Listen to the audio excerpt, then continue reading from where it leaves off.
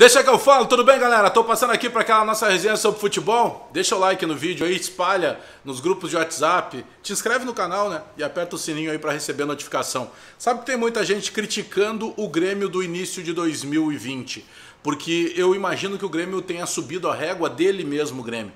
Porque pelo menos pelo que eu tô avaliando, o Grêmio de 2020 é melhor que o Grêmio de 2019. 2019, praticamente o ano inteiro, o Renato ficou acreditando que pudesse voltar e não voltou o Luan.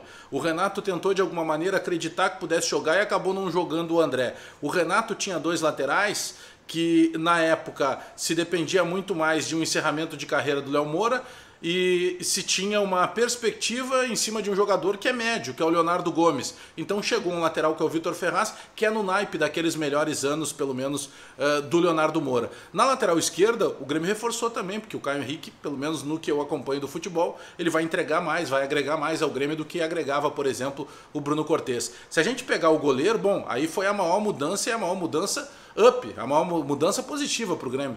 Porque, por exemplo, o Paulo Vitor foi um jogador que chegou, até foi bem na final em Grenal do Campeonato Gaúcho, acabou pegando pênalti, foi bem no jogo e tal, mas ele nunca entregou para o torcedor uma tranquilidade que, por exemplo, já começa a entregar o Vanderlei antes dessa parada aí, em função do coronavírus. Então eu acredito que os titulares e os reforços, que eu poderia dizer os reforços, mas a grande parte dos reforços que chegaram viraram titulares. A exceção ainda é o Thiago Neves, que é um jogador que é uma aposta do Renato, porque o Renato procura aquele meia que ele perdeu a partir de setembro do ano passado e que ele tem de volta agora, que é o Jean-Pierre, que na minha opinião, tendo o Jean-Pierre, não necessitaria chegar o Thiago Neves. Mas vamos também considerar que o Thiago Neves foi contratado justamente no momento em que se tinha ainda uma incerteza da volta e de quanto tempo voltaria em função da lesão o Jean-Pierre. Agora, o Lucas Silva, seguramente, se ele não é o melhor, ele é atualmente um dos melhores jogadores desse elenco do Grêmio. Porque o Lucas Silva chegou para ser considerado provavelmente uma opção, quem sabe para o grupo do Renato ao longo do ano, e ele virou titular indiscutível. E as poucas vezes que o Renato tirou o Lucas Silva do time, o Lucas Silva acabou sem dizer ao Renato, mostrando que ele precisa jogar, porque todo momento que ele sai, ele deixa um pouco desguarnecido esse sistema de meia cancha do Grêmio. O 9, que o Renato tentou o ano passado inteiro com o André e não conseguiu, ele recebe a partir de agora com o Diego Souza. Eu fui um crítico à chegada do Diego Souza, mas o Diego Souza mostrou para o Renato que ele sim, ele pode jogar como centroavante do Grêmio. Penso até que o Renato possa buscar, quem sabe, outras opções. A gente não sabe o que o mercado vai oferecer. Eu nem falei, por exemplo, do banco de reservas do Grêmio. Porque hoje o banco de reservas do Grêmio, se tem uma dúvida se joga o Jean-Pierre ou se joga o Maicon. E é qualidade em qualquer um dos dois aspectos. Eu jogaria com o Jean-Pierre, mas é qualidade de qualquer maneira se tiver, por exemplo, o Maicon no time titular. O Matheus Henrique, ele amadureceu e muito na disputa do pré-olímpico com a seleção brasileira. Por falar em seleção brasileira do pré-olímpico, quem foi um dos grandes destaques dessa seleção, embora não fosse titular absoluto do técnico André Jardine, PP, e que ainda não é um titular absoluto do Grêmio. Então é um jogador que está maduro, é um jogador que já dá para dizer que tem experiência, porque ele sofreu muito no ano passado, quando ele desperdiçou o pênalti na semifinal da Copa do Brasil, que acabou eliminando o Grêmio. Ele sofreu muito com isso, ele foi muito pressionado por toda essa situação. Então o PP, apesar de garoto, ele amadureceu com essas situações e ele está pronto para, quem sabe, inclusive virar titular do Grêmio. Então eu sinceramente eu não vejo grande alarmismo nesse Grêmio comparado de 2019 para 2020, porque pelo menos na linha de raciocínio que eu estou buscando, algumas peças que o Renato ainda insistia no ano passado, eu citei Paulo Vitor, eu citei o próprio André. Essas peças foram substituídas, por exemplo, pelo Diego Souza e pelo Vanderlei. E os dois já deram resultado prático jogando dentro de campo quando o Renato deu oportunidades. Então só por aí a gente pode ver que tem uma qualificação. Se a gente considerar que os dois laterais que chegaram são laterais para titularidade indiscutível, opa, então melhorou também tudo aquilo que a gente questionava daqui a pouco sobre algumas até improvisações que o Renato precisava buscar. Se a gente falar ainda do time reserva novamente, tem o Orejuela, que pode jogar tanto na função de lateral direito, onde está o Vitor Ferraz, e daqui a pouco, se precisar num segundo tempo, pode adiantar ele e colocar ele um pouco mais à frente, até na função que o Alisson executa.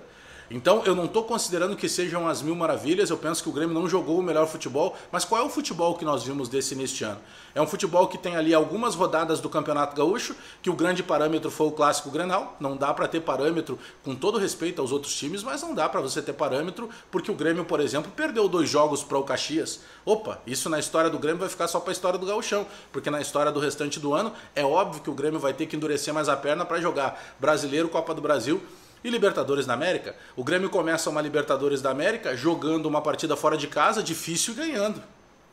O Grêmio joga uma segunda em casa, mas aí é o clássico, e que tudo poderia acontecer, que era um clássico que já começava também com uma certa pressão emocional em função, que se cogitou inclusive que não saísse o clássico, que saísse de portões fechados, já em função dos sintomas que estavam espalhados pelo mundo com o coronavírus. Então eu penso que seja muito precoce ainda para se colocar um peso. Algumas atitudes do Renato elas não foram legais em escolhas de um jogador ou outro em determinada partida. A gente pode pegar, por exemplo, a derrota do Grêmio pro Aimoré. Ali foi um jogo que claramente pesou a mão do Renato de forma negativa. O Renato errou. Em alguns jogos o Renato se equivocou. A própria ideia do Renato de colocar as máscaras cirúrgicas no jogo do Campeonato Gaúcho e depois, no jogo contra o São Luís de Juína, no Campeonato Gaúcho, e depois ir para o Rio de Janeiro e jogar futevôlei na praia, quando estava todo mundo proibido de ir para a praia, isso a gente não pode misturar com o futebol. Isso é uma situação do Renato.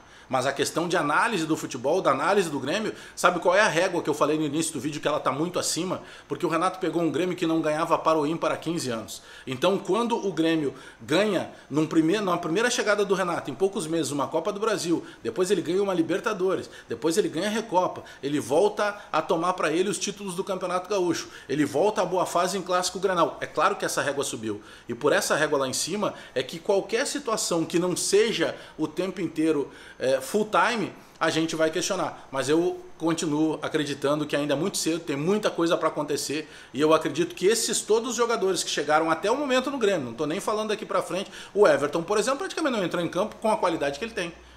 O Diego Rosa, que foi o volante que estraçalhou na Copa São Paulo de Futebol Júnior, a hora que subir pro profissional, ele vai mostrar pro Renato que ele pode jogar de titular, inclusive. Tem muita coisa boa para acontecer. Eu não estou aqui desenhando o mundo dos sonhos, mas não dá para fazer terra arrasada ainda. Mas confesso, eu acredito que sim, que essa régua acima que o próprio Renato estabeleceu é que automaticamente acaba exigindo que o Grêmio fique o tempo inteiro praticando aquele bom futebol e que foi apontado há bem pouco tempo como o melhor futebol apresentado no Brasil. Tá bom, rapaziada? Deixa o like aí, te inscreve no canal, espalha nos grupos de WhatsApp e aperta o sininho aí para receber as notificações. Deixa que eu falo, resenha sempre. Abraço a todo mundo aí.